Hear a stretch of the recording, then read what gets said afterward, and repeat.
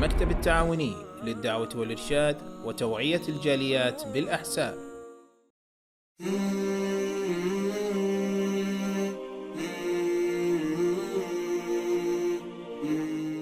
إن الحمد لله نحمده ونستعينه ونستغفره ونعوذ بالله من شرور أنفسنا ومن سيئات أعمالنا من يهده الله فلا مضل له ومن يضلل فلا هادي له وأشهد أن لا إله إلا الله وحده لا شريك له وأشهد أن محمدا عبده ورسوله أما بعد. اللہ تبارک و تعالیٰ کی حمد و ثنا اور اس کے آخری رسول رحمت عالم صلی اللہ علیہ وسلم پر بے شمار صلاۃ و سلام کے بعد یہ ذوالقعدہ کا مہینہ تقریباً ختم ہونے کو ہے. اگلا جب ہمارا پروگرام ہوگا تو ذوالحجہ میں ہوگا. اس لحاظ سے اس موقع پر دو مسئلے بیان کرنے کے اہم ہیں. ایک تو یہ کہ ہم جن مہینوں سے گزر رہے ہیں وہ حرمت والے مہینے ہیں. ذوالقعدہ، ذوالحجہ، محرم، لگاتار یہ تینوں مہینے حرمت والے ہیں اور چوتھا مہینہ رجب کا مہینہ حرمت والا ہے. حرمت کے ساتھ ساتھ اگلے مہینے کے جو 10 دن ہیں وہ انتہائی قابل قدر ہیں اور انتہائی فضیلت والے ہیں. ذوالحجہ کے ابتدائی 10 دن جن کو دہا یا عشرہ کہا جاتا ہے، یعنی 10 دن. ہمارے یہاں 3 دہے مشہور ہیں، 3 عشرہ. ایک تو محرم کا پہلا عشرہ جس کی کوئی بنیاد نہیں ہے، کھوٹا سکہ ہے. اور دوسرا رمضان کا آخری عشرہ جس کی فضیلت مسلم ہے. اس کی راتیں قدر والی راتیں ہیں، رمضان کے آخری 10 دن. اور تیسرا عشرہ جس کو شہرت ملنا چاہیے، ذوالحجہ کا ابتدائی عشرہ، ذوالحجہ کے شروع کے 10 دن، اس کو بہت کم ہی لوگ جانتے ہیں.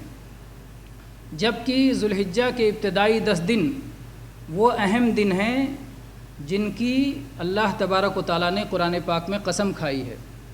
اللہ تعالیٰ نے فرمایا والفجر ولیال عشر. امام ابن کثیر رحمہ اللہ نے مختلف اقوال لکھنے کے بعد لکھا ہے کہ اس میں صحیح تفسیر یہ ہے کہ لیال عشر سے مراد ذوالحجہ کے ابتدائی 10 دن ہیں.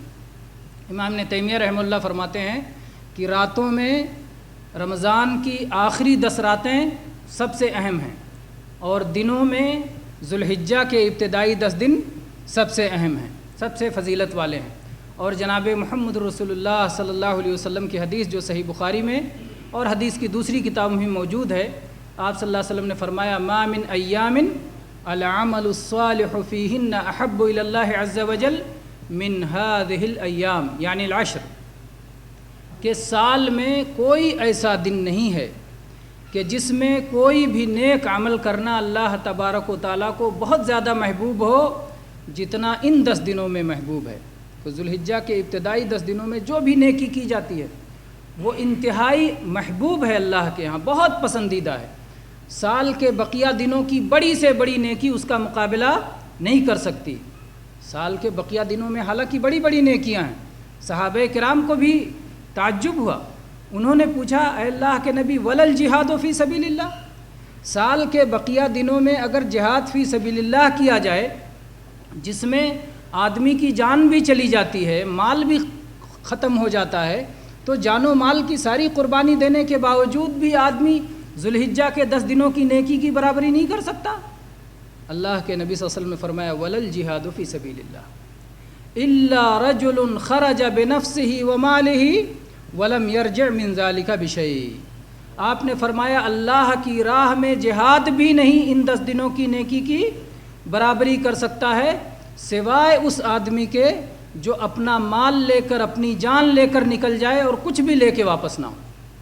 ایک آدمی نکل گیا اللہ کی راہ میں، پورا مال لٹا دیا، جان بھی لٹا دیا، کچھ بھی نہیں بچا، تو اس کا عمل سال کے بقیہ دنوں میں افضل ہے. لیکن اگر اس کی جان بچ گئی، مال لٹا دیا، جان بچ گئی، تو پھر وہ ثواب نہیں پائے گا جو ذوالحجہ کے شروع کے 10 دنوں کے عمل کا ملتا ہے. مال لٹا دیا، جان بچ گئی، تو بھی وہ عمل ثواب نہیں پائے گا جو ذوالحجہ کے 10 دنوں میں ملتا ہے.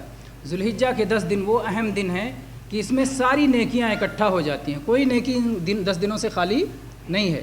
اس میں توحید کی نیکی، رسول صلی اللہ علیہ وسلم کے مقام اور حق کو پہچاننے اور آپ پہ درود و سلام بھیجنے کی نیکی اور آپ کی محبت اور اطاعت کی نیکی، اس کے بعد 5 وقتہ صلاۃ کے ساتھ نفلی صلاۃ اس کی نیکی، اس کے بعد زکوٰۃ کی ادائیگی، اگر کسی پہ زکوٰۃ فرض ہو نہیں تو اس کے جن سے جو صدقہ و خیرات ہیں، انفاق فی سبیل اللہ ہے اس کی نیکی، اس کے بعد صوم کی نیکی، صوم عرفہ ہے اس کی نیکی، اور اس کے علاوہ جو نفلی صوم رکھ سکے، پھر اس کے بعد حج کی نیکی تو انہی 10 دنوں میں ہے، پھر اس کے بعد قربانی کی نیکی تو انہی 10 دنوں میں ہے، اس کے علاوہ کبھی مل نہیں سکتی، اور اس کے علاوہ ذکر کی نیکی، تسبیح کی نیکی، استغفار کی نیکی، غریبوں کا اور ہمدردوں اور غریبوں اور بیواؤں اور مسکینوں کا خیال رکھنے کی نیکی، ماں باپ کو خوش کرنے کی نیکی، اور اسی طرح سارے حقداروں کو ان کا حق پہنچانے کی نیکی، بہت ساری نیکیاں ہیں جو ان 10 دنوں میں مہیا ہیں۔ سال کا کوئی ایسا 10 دن نہیں ہے جس میں ہر طرح کی نیکی اکٹھا ہو جائے۔ حقیقت یہ ہے کہ ذوالحجہ کے ابتدائی 10 دنوں کی فضیلت کے لیے پورا درس ہو سکتا ہے، اور پورا درس کرنے والوں نے کیا بھی ہے، لیکن آج کے درس کا ہم نے عنوان اختیار کیا ہے عیدین کے مسائل، اور ہم نے چاہا کہ اشارہ کر دیا جائے کیونکہ وہ دن شروع ہو جائیں گے تو وہ بھی ہمارے ذہن میں رہے، تاکہ وہ دن آئیں تو ہم ان دنوں کی اہمیت کو سمجھتے ہوئے ان دنوں سے فائدہ اٹھائیں، ان دنوں کو غنیمت سمجھیں، اور اس میں غفلت نہ ہونے پائے اگر اس سے پہلے غفلت ہوتی رہی ہے۔ آج کا درس انشاءاللہ ہمارا رہے گا عیدین کے مسائل سے متعلق، چونکہ عید الفطر یہ عید گزر چکی اور عید الاضحیٰ آ رہی ہے، تو ان عیدوں میں ہمیں کیا کرنا چاہیے، اس کے کیا آداب ہیں، کن چیزوں کو اپنانے میں اللہ راضی ہوتا ہے اور کن چیزوں سے اللہ ناراض ہوتا ہے، تو ان چیزوں کو ہمیں اس وقت معلوم ہونا چاہیے۔ سب سے پہلا تو مسئلہ یہ ہے کہ صلاۃ العید یہ انتہائی اہم صلاح ہے۔ کسی نے سنت کہا، کسی نے فرض کفایہ کہا، اور کسی نے فرض کہا، اور فرض ہونا ہی ممکن ہے راجح ہو۔ بہرحال بہت اہم ہے۔ جن لوگوں نے کہا کہ یہ فرض نہیں ہے وہ یہ کہتے ہیں کہ اللہ نے صرف 5 وقت کی صلاح فرض کیا ہے، چھٹی صلاح فرض نہیں ہے۔ اس کا جواب یہ ہے کہ یومیہ چھٹی صلاح فرض نہیں ہے، ہر دن کوئی چھٹی صلاح ہو ایسا فرض نہیں ہے، لیکن سال میں کوئی ایک دن فرض ہو سکتا ہے۔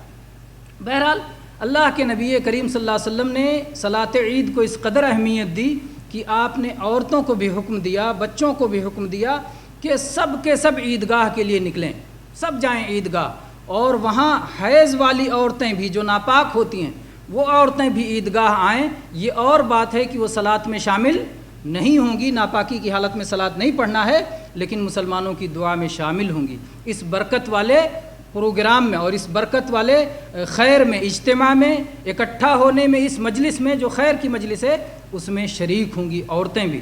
چنانچہ حدیث صحیح بخاری صحیح مسلم دونوں میں موجود ہے۔ ام عطیہ رضی اللہ عنہا اس حدیث کی راویہ ہیں اور جو بارہا اس کو بیان کیا کرتی تھیں۔ صحیح بخاری میں اس کا حدیث نمبر ہے 980 اور صحیح مسلم میں 890۔ بڑا عجیب سا نمبر ہے، یاد کرنے میں آسانی۔ ایک میں 980 ہے، 9 پہلے ہے، پھر 8 ہے، پھر 0 ہے۔ دوسرے میں 890، 8 پہلے ہے، 9 بعد میں ہے، اور پھر 0 دونوں میں ہے، تو دونوں میں 3 ہی نمبر ہے، 980۔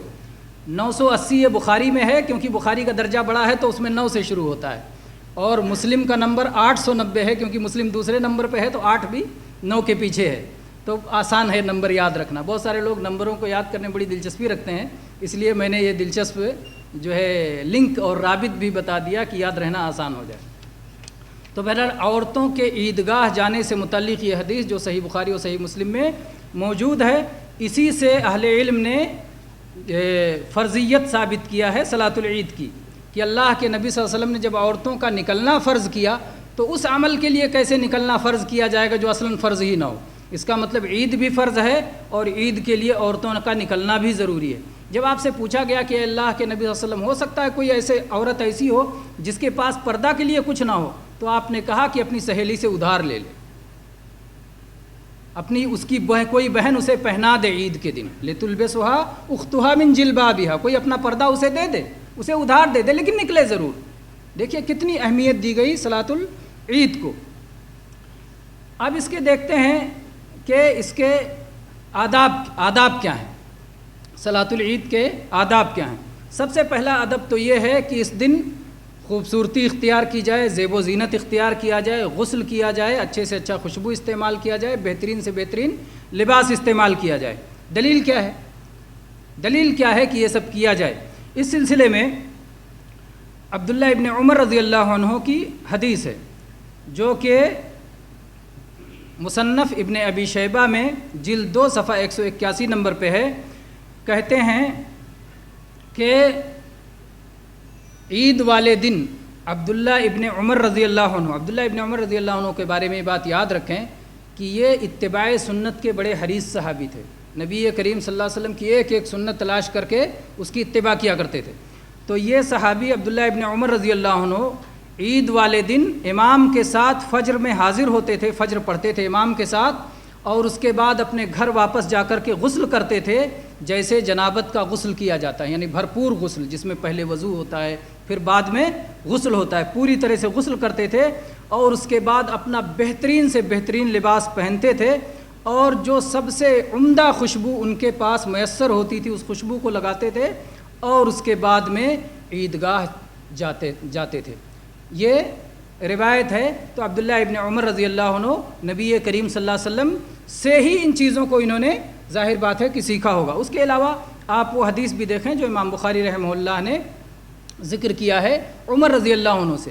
عمر رضی اللہ عنہ عید کے لیے ایک ریشم کا کپڑا خرید کے لائے، بہت ان کو اچھا لگا، ریشم کا کپڑا خرید کے لائے اور نبی کریم صلی اللہ علیہ وسلم کے سامنے پیش کیا اور کہا تجمل بہا للعید والوفود، اے اللہ کے نبی صلی اللہ علیہ وسلم یہ کپڑا خوبصورت اور اچھا اور عمدہ لباس جب کوئی وفد آپ سے ملنے کے لیے آئے تب اسے پہنیے، اور عید کے دن اس کے ذریعے سے خوبصورتی اختیار کیجیے، اسے زیبتن کیا کیجیے۔ تو اللہ کے نبی صلی اللہ علیہ وسلم نے فرمایا انما هذه لباس من لا خلاق له فی الآخرہ، یہ تو ان لوگوں کا لباس ہے جن کا آخرت میں کوئی حصہ نہیں۔ اللہ کے نبی صلی اللہ علیہ وسلم نے اس لباس پہ نقد کیا جو لے کے آئے تھے، کیونکہ وہ ریشم کا لباس تھا اور ریشم مردوں پہ حرام ہے، تو آپ نے ریشم کی وجہ سے اسے لوٹا دیا کہ یہ ریشم ہے اور ریشم مسلمان مرد نہیں پہنتے۔ البتہ جو انہوں نے کہا تھا کہ وفد آنے پر عید کے موقع پر آپ اچھے سے اچھا لباس پہنیں، تو اس پہ اللہ کے نبی نے انکار نہیں کیا کہ ہاں وہ پہننے کا دن ہے، کوئی ملنے کے لیے آ رہا ہے اچھے سے اچھا لباس پہننے کا دن ہے، اس کے استقبال میں عید کا دن آ رہا ہے اچھے سے اچھا لباس وہ پہننے کا دن ہے، اس پہ آپ نے انکار نہیں کیا۔ کچھ دن اور گزرے، اس کے بعد جو ہے اللہ کے نبی کریم صلی اللہ علیہ وسلم نے عمر رضی اللہ عنہ کو ریشم کا ایک لباس تحفے میں بھیجا۔ عمر رضی اللہ عنہ واپس آئے کہ اللہ کے نبی صلی اللہ علیہ وسلم اس بار تو میں لے کے آیا تھا تو آپ نے فرمایا تھا کہ یہ تو وہ لوگ پہنتے ہیں جن کا آخرت میں کوئی حصہ نہیں، اور آج آپ نے یہ ریشم کا لباس مجھے تحفے میں بھیجا ہے۔ تو اللہ کے نبی صلی اللہ علیہ وسلم نے فرمایا کہ میں نے یہ کہاں کہہ کے بھیجا ہے کہ تم اسے پہننا ہی، اسے فائدہ اٹھا سکتے ہو، اس سے کوئی اور فائدہ اٹھا سکتے ہو، کیا فائدہ اٹھایا جا سکتا ہے؟ عمر رضی اللہ عنہ نے اپنے ایک مشرک بھائی کو تحفے میں بھیج دیا، مکہ میں جو تھا، بعثہ الی اخیہ بمکہ مشرکا، مکہ میں ایک بھائی جو ان کا رہتا تھا اور مشرک تھا، اسے تحفے میں بھیج دیا۔ اس سے معلوم ہوتا ہے کہ مشرک کو تحفہ دینا جائز ہے، اسلام سے قریب کرنے کے لیے، اسلام کی دعوت دینے کے لیے، اسلام کے محاسن سمجھانے کے لیے مشرک کو تحفہ دینا جائز ہے، مشرک کا تحفہ قبول کرنا بھی جائز ہے۔ اللہ کے نبی کریم صلی اللہ علیہ وسلم نے مشرک بادشاہوں کے تحفے قبول کیے جو حالت جنگ میں نہ ہوں۔ اگر حالت جنگ میں ہوں گے تو ظاہر بات ہے کیسے تحفہ لیا جائے گا، کیسے دیا جائے گا؟ جو امن کی حالت میں ہوں ان سے عدل کا معاملہ کیا جائے گا۔ تو یہاں نبی کریم صلی اللہ علیہ وسلم نے ان کو سمجھایا کہ میں نے اس لیے نہیں بھیجا ہے کہ آپ اسے پہنو، کیونکہ ریشم تو مردوں پہ حرام ہے۔ یہیں سے بھی معلوم ہوتا ہے کہ عید کے دن جب خوبصورتی اختیار کریں، جب اچھے سے اچھا لباس پہنیں تو حلال حرام کا خیال رکھ کے پہنیں کہ کہیں یہ حرام تو نہیں ہے۔ اس لیے مرد حلال زینت اپنے لیے اختیار کریں، عورتیں حلال زینت اپنے لیے اختیار کریں۔ اس کے بعد میں یہ تو رہا پہلا ادب جس میں کئی آداب آ گئے ہے نا، غسل کرنا، اچھے سے اچھا کپڑا پہننا، اور خوبصورت سے اور عمدہ سے عمدہ جو ہے عطر استعمال کرنا، اور بہتر سے بہتر لباس پہننا۔ اگلا ادب یہ ہے کہ اگر عید الفطر کا موقع ہو تو کچھ نہ کچھ کھا کر کے عیدگاہ جانا، کھجوریں کھا کے، نبی کریم صلی اللہ علیہ وسلم جیسا کہ طاقت کھجوریں کھا کے جایا کرتے تھے۔ اور اگر عید الاضحیٰ کا موقع ہو تو بلا کچھ کھائے پیے جانا، واپس لوٹ کے اپنی قربانی کے گوشت سے کھانا۔ اس کی کیا دلیل ہے؟ اس کی دلیل بریدہ رضی اللہ عنہ کی روایت کہ نبی کریم صلی اللہ علیہ وسلم عید الفطر کے دن کچھ کھائے پیے نہیں جاتے تھے اور یوم الاضحیٰ کے دن لوٹ کے واپس آ کے کھاتے تھے۔ یہ حدیث سنن ابن ماجہ میں 1756 نمبر پہ ہے اور سنن ترمذی میں 542 نمبر پہ ہے اور مسند احمد میں بھی ہے، اور جو ہے اس میں الفاظ ہے کہ واپس آ کے اپنی قربانی میں سے کھاتے تھے۔ اس میں عید الفطر میں پہلے کھا کے کیوں جاتے تھے اور عید الاضحیٰ میں کھائے بغیر کیوں جاتے تھے؟ عید الفطر میں اس سے پہلے رمضان کے دن چل رہے تھے، چاند دیکھتے ہی اللہ تعالیٰ کی طرف سے اعلان ہو گیا کہ اب بھوکے پیاسے رہنے کے دن گئے، اب کھانے والے دن شروع ہیں۔ تو اس لیے صبح اعلان کرتے ہوئے جائیے کہ اب منہ بند نہیں، اب کھانے کا دن ہے، کھانے کا، گھر سے کھا کے نکلیے، کھانے پینے کا دن ہے، اللہ کا شکر ادا کرتے ہوئے کھاتے پیتے جائیے کہ صوم ختم ہو گیا، اب اللہ تعالیٰ کی طرف سے کھانے کی اجازت دے دی گئی۔ بلکہ عید الفطر کے دن صوم رکھنا حرام ہے۔ بقرعید کے دن کی اصل عبادت کیا ہے؟ قربانی۔ دو گانا تو دونوں میں ہے، لیکن اصل عبادت قربانی ہے، اور اپنی قربانی کا گوشت کھانا بھی عبادت ہے، یہ بھی سنت ہے۔ تو اس دن چونکہ اپنی قربانی ہے، اس لیے اپنی قربانی میں سے لوٹ کے اس گوشت میں سے کھانا یہ عید کے آداب اور اس کی سنتوں میں سے ہے، اگر مہیا نہیں ہو تو ظاہر بات ہے عذر میں ساری چیزیں آپ کے عذر کے مطابق، آپ کی حیثیت اور طاقت کے مطابق ہوتی ہیں۔ یہ ہو گیا دوسرا ادب۔ تیسرا ادب یہ ہے کہ صلاۃ عید کے لیے عیدگاہ میں نکل کے جایا جائے، عید پڑھنے کے لیے عیدگاہ نکل کے جائے۔ نبی کریم صلی اللہ علیہ وسلم کی مسجد کی فضیلت آپ سب جانتے ہیں، مسجد نبوی وہ دوسری مسجد کہ جس میں صلاح پڑھنا باقی مسجدوں کے مقابلے میں 1000 ثواب کے برابر ہے۔ البتہ مکہ مکرمہ میں ایک صلاح باقی مسجدوں کے مقابلے میں 1,00,000 کے برابر ہے۔ اللہ کے نبی کریم صلی اللہ علیہ وسلم اپنی مسجد چھوڑ کر کے عیدگاہ نکل کے جاتے تھے، اپنی مسجد چھوڑ کر کے، جس میں اتنا ثواب ہے۔ اس سے معلوم ہوتا ہے کہ عید کو عیدگاہ میں پڑھنے کا ثواب زیادہ ہے، البتہ اگر بارش ہو، البتہ اگر کوئی اور پریشانی ہو، جگہ کا مہیا ہو، عیدگاہ بہت دور ہو، چلنے پھرنے میں کوئی تکلیف ہو، سواری کا مسئلہ ہو، تو اس طرح کا کوئی عذر ہے تو مسجد میں بھی صلاۃ عید ادا کی جا سکتی ہے۔ اور چنانچہ اس سلسلے میں علامہ البانی رحمہ اللہ نے تو پوری ایک کتاب ہی لکھ دی ہے کہ صلاۃ العید کو عیدگاہ میں ادا کرنا ہی سنت ہے۔ اور اس میں یہ بھی فائدہ ہوگا کہ اگر آپ جو ہے عیدگاہ میں پڑھیں گے تو نبی کریم صلی اللہ علیہ وسلم جیسے کہ عیدگاہ میں جاتے تھے اور ڈائریکٹ آپ عید کی 2 رکعتیں پڑھتے تھے اور اس کے بعد خطبہ دیا کرتے تھے۔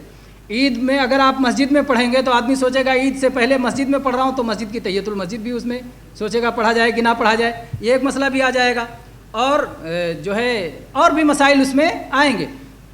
اسی طرح سے حائضہ عورتوں کا مسئلہ ہے، عیدگاہ میں جو عید جہاں پڑھی جاتی ہے وہاں سے حائضہ عورت الگ رہے گی اور یہاں مسجد میں بھی الگ رہے گی، مسجد کے اندر بھی نہیں جا سکتی حائضہ عورت، وہاں بھی الگ اس کے رہنا ہوگا۔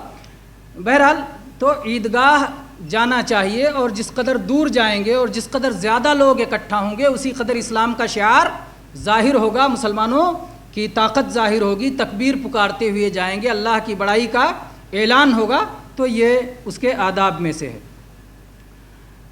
اسی طرح سے عید کے آداب میں سے یہ بھی ہے کہ عیدگاہ پیدل چل کر کے جائے، جیسا کہ اس سلسلے میں علی رضی اللہ عنہ کی حدیث ہے،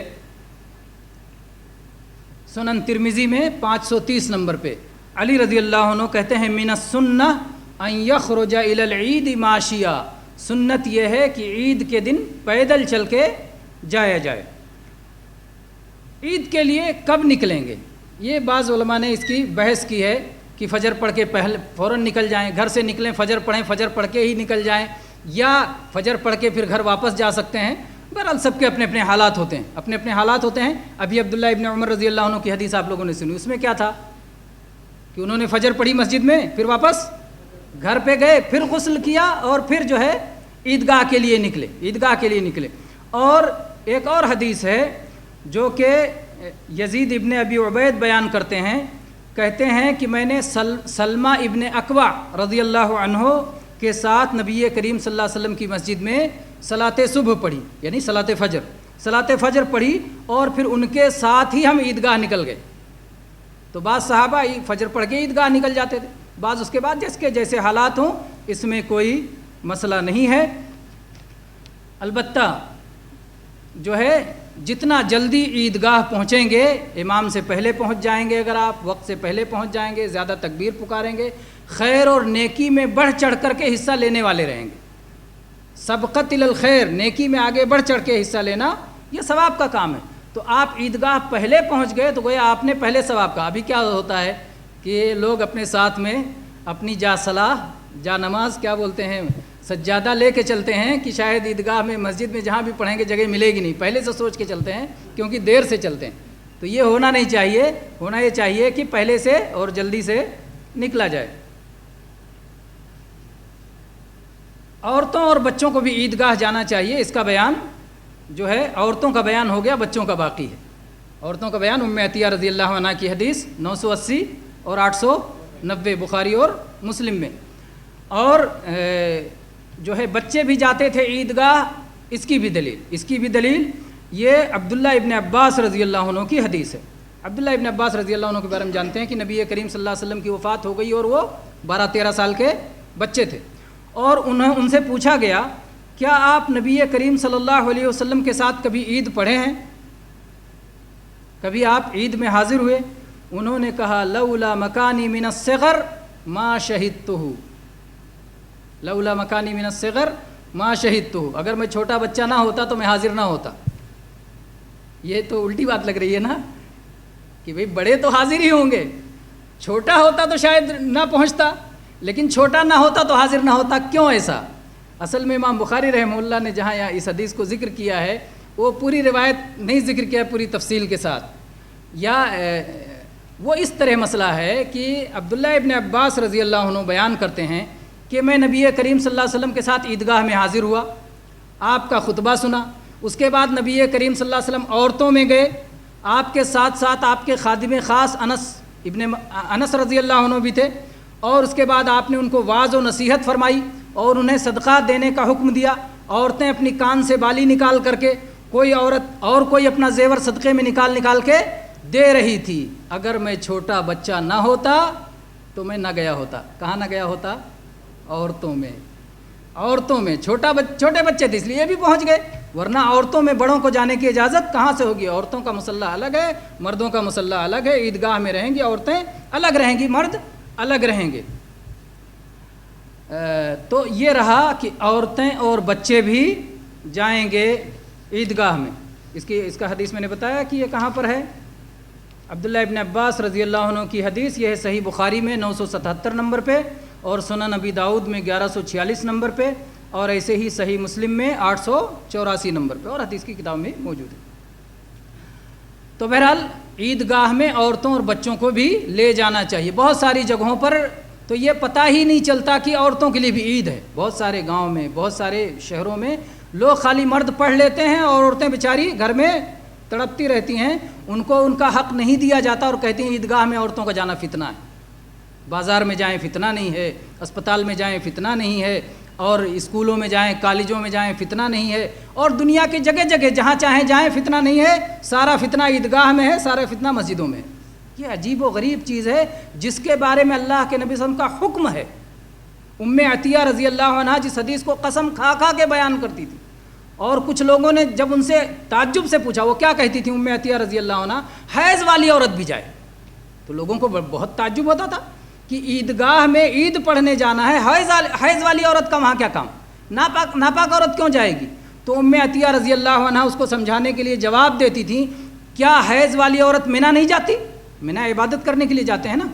کیا حیض والی عورت مزدلفہ نہیں جاتی؟ کیا حیض والی عورت عرفات کے میدان میں نہیں ٹھہرتی؟ کیا حیض والی عورت صفا و مروہ کی پہاڑی پر سعی نہیں کرتی؟ یہ سارے کام اس کے لیے جائز ہیں، تو عیدگاہ ہی کیسے ناجائز ہو گیا؟ ام عطیہ رضی اللہ عنہ اتنا سمجھاتی تھیں، اس کے باوجود کچھ لوگ اس بات کو، اتنی واضح حدیث کو سمجھ نہیں پاتے۔ اللہ کے نبی کریم صلی اللہ علیہ وسلم نے عورتوں کو روکنے سے منع فرمایا۔ آپ کی حدیث لا تمنعوا اماء اللہ مساجد اللہ، اللہ کی بندیوں کو اللہ کے گھر مسجدوں میں جانے سے مت روکو۔ ہاں آپ نے یہ اور بات ہے کہ آپ نے فرمایا وَبُيُوتُهُنَّ خَيْرٌ لَهُنَّ، ان کے گھر ان کے لیے بہت اچھے ہیں، وہ اپنے گھر میں فرائض ادا کر لیں، فرائض ادا کرنا ان کے گھر میں بہتر ہے، لیکن اگر وہ مسجد آنا چاہتی ہیں تو ان کو روکا نہ جائے، یہ ان کا حق ہے، وہ آنا چاہتی ہیں تو آ سکتی ہیں، تو یہ ان کا حق نہ دیا جائے گا تو مشاکل پیدا ہوں گے، اس لیے اس حق کو انہیں دینا چاہیے۔ بہرحال لیکن عورتوں کو بھی سمجھنا چاہیے کہ جس قدر وہ گھر میں رہتی ہیں ٹھہر کر کے، وہ ان کے حق میں بہتر ہے۔ آگے چلتے ہیں، عید کے آداب میں سے کتنے آداب ہو گئے؟ غسل کرنا، اچھے کپڑے پہننا، اچھے سے اچھا خوشبو استعمال کرنا، اس کے بعد میں پیدل چل کے جانا، اس کے بعد میں عیدگاہ نکل کے جانا پڑھنے، بس عورتوں کا اور بچوں کا بھی جانا، اور ہاں کچھ کھا کے جانا، اور ایک عید میں کچھ کھا کے جانا، دوسری عید میں کھائے بغیر جانا۔ چھٹا ادب ہے راستہ تبدیل کرنا۔ چنانچہ اس سلسلے میں ابو ہریرہ رضی اللہ عنہ کی حدیث ہے کہ نبی کریم صلی اللہ علیہ وسلم جب عید پڑھنے جاتے تھے تو آپ راستہ بدل دیتے تھے، جس سے جاتے تھے واپس کسی اور راستے سے آتے تھے۔ یہ حدیث ہے سنن ترمذی میں 541 نمبر پہ اور سنن ابن ماجہ میں 1301 نمبر پہ صحیح حدیث ہے کہ نبی کریم صلی اللہ علیہ وسلم عید والے دن راستہ بدل لیا کرتے تھے۔ بعض لوگوں نے یہ کہا کہ آپ اللہ کے نبی تھے، آپ مسلمانوں کے امام تھے، آپ ایک راستے سے جاتے تھے، لوگوں کو سلام کرتے ہوئے، لوگوں کے سلام کا جواب دیتے ہوئے، لوگوں کی خیریت معلوم کرتے ہوئے جایا کرتے تھے، اور اس طرح سے آپ کی برکت ہر راستے پہ پہنچ جاتی تھی۔ تو یہ کام امام کو کرنا چاہیے، باقی لوگوں کو نہیں کرنا چاہیے۔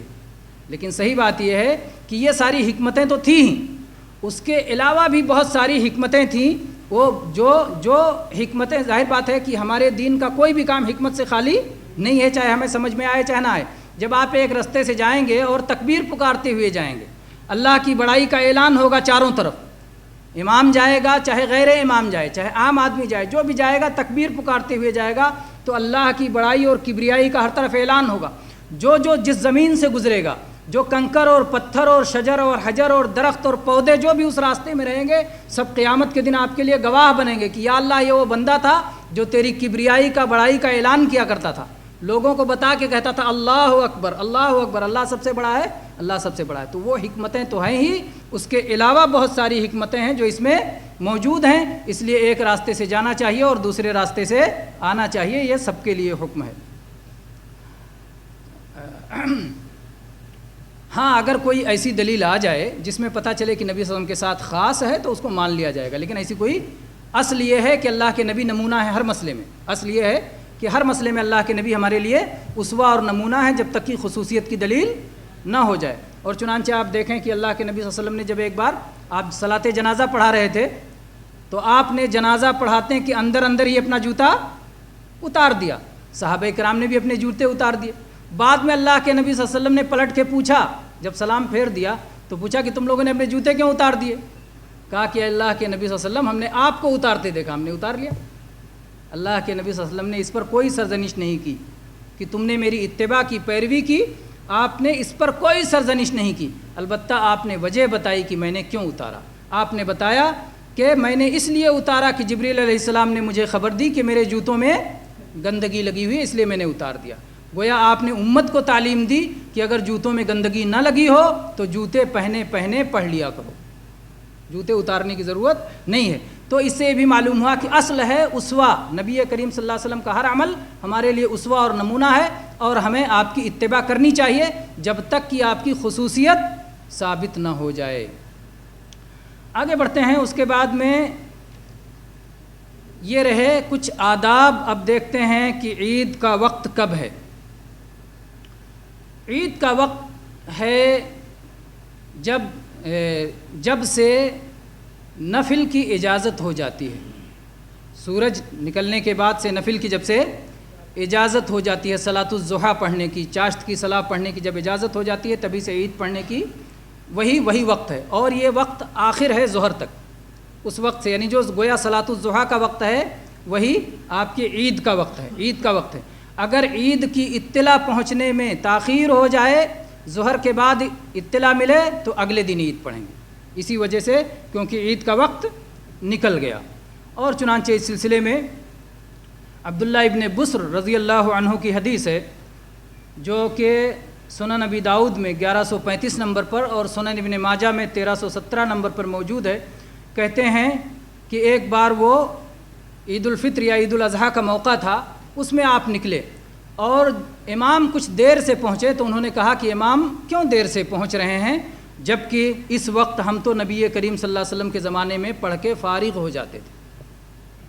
وہ راوی کہتے ہیں کہ وَكَانَ ذَلِكَ وَذَلِكَ حِينَ التَّسْبِيحِ، یہ تسبیح نفل صلاح کو کہتے ہیں، صلاۃ الضحیٰ، کہ وہ صلاۃ الضحیٰ کا وقت تھا کہ اس وقت ہم فارغ ہو جاتے تھے. گویا جیسے ہی اجازت ہوئی سورج نکلا، سورج نکل جانے کے 5-7 منٹ 15 منٹ بعد ہی پڑھ لینا چاہیے، یہ اس کا وقت ہے. اور اس وقت سے لے کر کے ظہر تک اجازت ہے، یہ افضل وقت ہے. بعض اہل علم نے ان مصالح کا خیال کیا ہے کہ چونکہ عید الفطر میں عید کی ادائیگی سے پہلے فطرہ ادا کرنا رہتا ہے، غریب کو غلہ پہنچانا رہتا ہے، اس لیے عید الفطر تھوڑی دیری سے پڑھی جائے. اور عید الاضحیٰ میں چونکہ عید کے بعد قربانی کرنی رہتی ہے، اس لیے عید الاضحیٰ کو جلدی پڑھ لیا جائے تاکہ بعد میں قربانی کے لیے وقت رہے. تو ان مصالح کی رعایت کی جا سکتی ہے اور ہمارا دین ظاہر بات ہے مصالح اور مفاسد کا ہر جگہ خیال رکھتا ہے، اس کی رعایت کی جا سکتی ہے.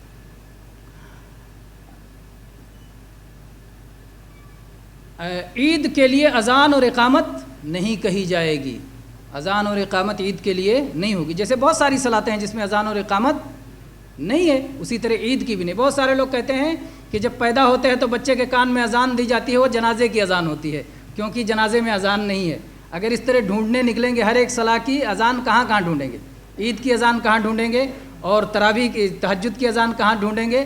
اور اس کے علاوہ سورج گرہن کی جو صلاح ہوتی ہے اس کی اذان کہاں ڈھونڈیں گے؟ تو بہت ساری اذان تلاش کرتے پھریں گے پھر. اس لیے جہاں شریعت نے اذان رکھی ہے وہاں اذان ہے، جہاں اقامت رکھی ہے وہاں اقامت ہے، جہاں شریعت نے نہیں رکھی وہاں نہیں ہے. ہمارا دین تو پورا کا پورا اتباع پہ مبنی ہے کہ نبی کریم صلی اللہ علیہ وسلم کی پیروی کی جائے. آپ نے جو سکھایا وہ کرنا ہے، جس سے روک دیا اس سے رک جانا ہے. تو عید میں نہ اذان ہے نہ اقامت ہے، جیسا کہ اللہ کے نبی کریم صلی اللہ علیہ وسلم کیا کرتے تھے. صلاۃ العید کیسے پڑھیں گے؟ بس ایک دو مسئلہ اور لے کر کے ختم کر دیتے ہیں. مسائل ابھی عید کے اور بھی ہیں، لیکن عید پڑھیں گے کیسے؟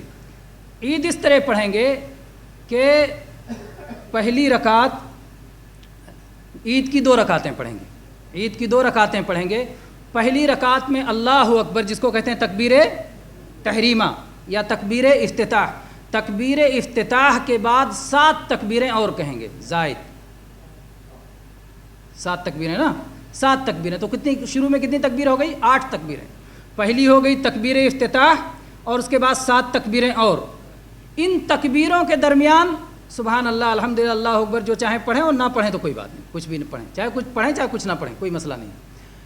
اور ان تکبیروں میں ہاتھ اٹھایا کریں یا نہ اٹھائیں، کوئی مسئلہ نہیں. ان تکبیروں میں بہت سارے لوگ، جیسے امام زور زور سے کہتا ہے، لوگ بھی پیچھے زور زور سے کہتے ہیں. نہیں، امام بلند آواز سے کہے گا لیکن باقی لوگوں کو بتانا ہے، لیکن باقی لوگوں کو بلند آواز سے تکبیر کہنے کی ضرورت نہیں ہے. وہ لوگ بقیہ صلاح جیسے دھیرے دھیرے پڑھتے ہیں، یہ تکبیریں بھی دھیرے دھیرے پڑھیں گے. تو پہلی میں تکبیر تحریمہ کے بعد 7 زائد تکبیریں کہہ کر کے پھر اس کے بعد میں جو ہے کیا نام ہے، سورہ فاتحہ کی تلاوت کریں گے اور وہ سورت ملائیں گے، کوئی بھی سورت ملائیں گے اور وہ سورت ملائیں جو نبی کریم صلی اللہ علیہ وسلم عام طور پہ پڑھا کرتے تھے تو بہتر ہے. اور دوسری میں جو اٹھنے والی تکبیر ہوگی، تکبیر انتقال، اس اٹھنے والی تکبیر کے بعد 5 تکبیریں اور کہیں گے.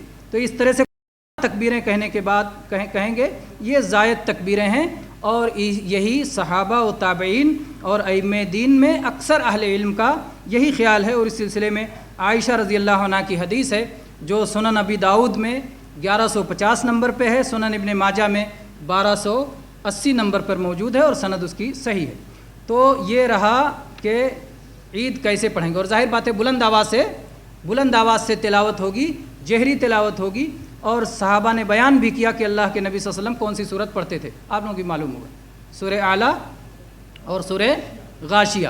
اور اسی طرح سے ایک موقع پہ آپ پڑھتے تھے قاف القرآن المجید اور اقتربت الساعۃ وانشق القمر. تو کبھی یہ دونوں پڑھتے تھے اور کبھی یہ دونوں پڑھتے تھے. عید سے پہلے بھی کوئی صلاح نہیں، عید کے بعد بھی کوئی صلاح نہیں ہے. صرف عید کی 2 رکعتیں پڑھنا. البتہ مسجد میں گئے ہیں تو تحیۃ المسجد پڑھ لیا تو کوئی بات نہیں. اور اسی طرح سے گھر پہنچ کر کے ایک حدیث میں آتا ہے کہ اللہ کے نبی صلی اللہ علیہ وسلم جب عید پڑھ کے گھر پہنچتے تھے تو آپ 2 رکعت پڑھتے تھے. اور ظاہر بات ہے کہ ممکن ہے وہ چاشت کی صلاح رہی ہو, اللہ کے نبی نے صلاۃ الضحیٰ پڑھا ہو, اس لیے وہ عید کے بعد کی سنت اسے کہنے کے لیے کوئی واضح اور صریح دلیل نہیں ہے. تو اتنے پر اکتفا کیا جاتا ہے. کچھ اور مسائل ہیں وہ کافی, اتنے پر اکتفا کیا جاتا ہے. البتہ ایک چیز کا بیان اور کر دینا مناسب ہے, جب آداب بیان کیے گئے تو منکرات بھی بیان کر دینا چاہیے. یعنی کون سی چیزیں ہیں جو عید کے دن منکر میں آتی ہیں اور برائی میں آتی ہیں, اور بہت سارے لوگ نہ سمجھی میں اسے کر لیتے ہیں یا سنت اور ثواب سمجھ کے کر لیتے ہیں. سب سے پہلے تو عید کے دن صفائی ستھرائی کے بارے میں بیان کیا گیا. تو صفائی ستھرائی کے نام پر بہت سارے لوگ داڑھی مونچھ بھی صاف کر لیتے ہیں. یہ صفائی ستھرائی نہیں ہے, داڑھی صاف کرنا حرام ہے اور داڑھی چھوڑنا فرض ہے. اس لیے عید کے دن بھی داڑھی صاف کر کے گناہ نہ کریں, نہ عید سے پہلے نہ عید کے بعد, بلکہ جیسا کہ ایک مسلمان کی شان ہے داڑھی رکھیں, داڑھی بڑھائیں, یہ ان کی پہچان ہے, یہ دین کا شعار ہے. اسی طرح سے بہت سارے لوگ جب عید کے لیے کپڑا سلواتے ہیں تو پہلے ہی ٹخنے سے نیچے نپواتے ہیں. کپڑا ٹخنے سے اوپر رہنا چاہیے ہمیشہ کے ہمیشہ, اور ٹخنے سے نیچے کپڑا لٹکانا اوپر سے.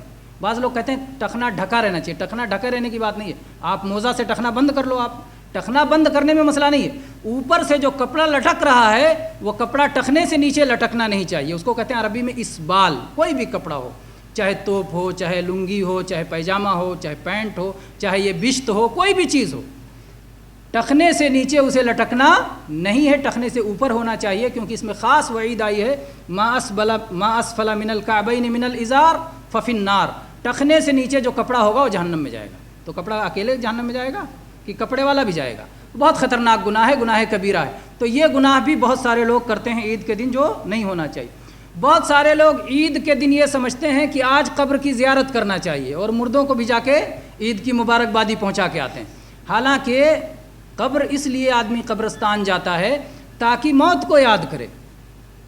اور جب دنیا میں عید کے دن غم کا دن نہیں ہے, خوشی کا دن ہے, تو آپ غم پیدا کر رہے ہیں. وہاں جا کر کے دیکھیں گے تو موت کی یاد آئے گی, تو گزرے ہوئے لوگوں کی یاد آئے گی, تو ان کے حالات یاد آئیں گے, تو غم ہوگا کہ خوشی ہوگی. تو عید کے دن تو خوش رہنا یہ ہمارے لیے دین ہے. اور اللہ کے نبی صلی اللہ علیہ وسلم نے تو خوشی کی اتنی اجازت دی ہے کہ آپ کے یہاں 2 بچیاں گیت گا رہی تھیں. اللہ کے نبی صلی اللہ علیہ وسلم کروٹ لے کے لیٹے تھے اور وہ دونوں گیت گا رہی تھی. ابو بکر صدیق رضی اللہ عنہ پہنچے اور انہوں نے کہا کہ اللہ کے گھر میں شیطان کی اللہ کے رسول کے گھر میں شیطان کی بانسری, یہاں اس کا کیا کام؟ اللہ کے نبی صلی اللہ علیہ وسلم نے منہ پھیر کے دیکھا اور کہا ابو بکر رہنے دو, یہ ہمارے عید کا دن ہے. تو بچیاں گیت گا رہی تھی. ہاں, وہ کوئی گانے والی پیشہ ور نہیں تھیں, جیسا کہ آج خصوصی طور پر عید کے موقع پر فلاں فلم لگائی جائے گی اور فلاں گیت سنائی جائے گی اور فلاں گانا سنایا جائے گا. نہیں, پیشہ ور نہیں تھی. عائشہ رضی اللہ عنہ صاف کہتی ہیں وَلَيْسَتَا بِمُغَنِّيَتَيْن, وہ کوئی پیشہ ور گلوکارہ نہیں تھیں, بچیاں تھیں, گا رہی تھیں, خوشی منا رہی تھیں. تو اس طرح سے بچے شعر پڑھیں, بچیاں گیت گائیں, یہ سب خوشی منانے کا دن ہے. تو خوشی کا دن ہے تو اس دن قبرستان کی زیارت کا کیا سوال اٹھتا ہے؟ وہ بالکل اس کے برعکس ہے, اور نہ ہی اس کا کوئی سنت میں ثبوت ہے. اس لیے اپنی طرف سے کوئی ایسی حرکت نہیں کرنی چاہیے جو شرعی مصالح کے خلاف ہو اور جو بالکل بے ثبوت بات ہو. اسی طرح سے بہت سارے لوگ یہ عقیدہ رکھتے ہیں کہ عید کی رات جاگنا بہت بڑا کار ثواب ہے. عید کی رات جاگنا اور شب بیداری کرنا اور تہجد پڑھنا یہ سمجھتے ہیں بہت کار ثواب ہے. کسی ضرورت سے بندہ جاگ جائے وہ الگ مسئلہ ہے, جاگ سکتا ہے کسی ضرورت سے, لیکن اس کو تہجد کے لیے جاگنا ثواب ہے, اس کے لیے کوئی دلیل ہونا چاہیے. اور اس طرح کی جو حدیث بیان کی جاتی ہے کہ جو شخص عید الفطر والی رات اور عید الاضحیٰ والی رات جاگے گا وہ اس دن جب سب لوگوں کے دل مر جائیں گے اس کا دل نہیں مرے گا. اس طرح کی جو حدیث بیان کی جاتی ہے گڑھی ہوئی ہے, جھوٹی حدیث ہے. اس طرح جھوٹی حدیثوں کے ذریعے سے کسی چیز کو دین نہیں بنایا جا سکتا. اسی طرح سے بہت سارے لوگ اس میں بے پردگی اور اختلاط, عورتوں پردے کا لحاظ نہیں کرتی کہ آج عید کا دن ہے, سب سے ٹھٹھے لگا کر کے ہنس کر کے سب سے ملتی ہیں, میل جول کرتی ہیں. اور بہت سارے وہ جو رشتے جن کو کہ جو رشتے اجنبیت کے رشتے ہیں, بہت سارے لوگ سمجھتے ہیں ان رشتوں سے ملاقات میں کوئی حرج نہیں ہے, یہ درست نہیں ہے کہ یہ ماموں زاد ہیں تو یہ خالہ زاد ہیں تو یہ چچے زاد ہیں تو یہ دور کے بھائی ہیں, تو یہ دوست بنائے ہوئے دوست ہیں، یہ سب سے ملنا عید کے دن وہ بنے ٹھنے سگار کے ساتھ میں، یہ انتہائی خطرناک گناہ ہے جس سے بچنا چاہیے۔ اللہ تعالیٰ اس گناہ سے بھی ہم سب کو بچنے کی توفیق عطا فرمائے۔ اور ایسے ہی فضول خرچی اور اسراف، یہ تو ہمیشہ کا منکر ہے۔ اللہ کے نبی اللہ تعالیٰ نے قرآن پاک میں فرمایا کہ جو لوگ فضول خرچی کرتے ہیں وہ شیطان کے بھائی ہیں۔ نہ اتنے بخیل بن جاؤ کہ یہ ہاتھ بالکل جکڑا رہے، اور نہ اتنے کشادہ دل ہو جاؤ کہ بالکل بعد میں پچھتاؤ اتنا خرچ کر کے۔ ہمیشہ انسان کو وسط اور درمیان میں رہنا چاہیے، تو اعتدال کا دامن ہمیشہ ساتھ میں رہے۔ دیکھیے ہماری تیوہار اور ہمارے عید، ہماری خوشیوں کے دن بھی ہمارے ایک حدود ہے، دائرہ ہے۔ ایک مسلمان اس دائرے کا پابند ہے۔ ہم شریعت کے پابند ہیں، خوشی میں بھی اور غم میں بھی۔ خوشی کے موقع پہ، غم کے موقع پہ، کوئی بھی موقع ہو، ہم شریعت کے دائرے سے باہر کبھی نہیں نکلتے۔ اللہ تبارک و تعالی ہم سب کو شریعت کا پابند بنائے۔ اللہ تبارک و تعالی ان نیکیوں کو قبول فرمائے۔ آئندہ جو ہمارے دن آ رہے ہیں، جو ذو الحجہ کے 10 قیمتی دن آ رہے ہیں، ان قیمتی دنوں کو اللہ تعالی ہمیں توبہ، استغفار اور بہت زیادہ سے زیادہ نیکیاں جمع کرنے کی توفیق عطا فرمائے، کہ جو ہمارے آخرت میں ہمارے میزان عمل کو وزنی کرنے کا ذریعہ بنے۔ آمین۔ اقول قولی ھذا واستغفر اللہ لی ولکم من کل ذنب فاستغفروہ انہ ھو الغفور الرحیم۔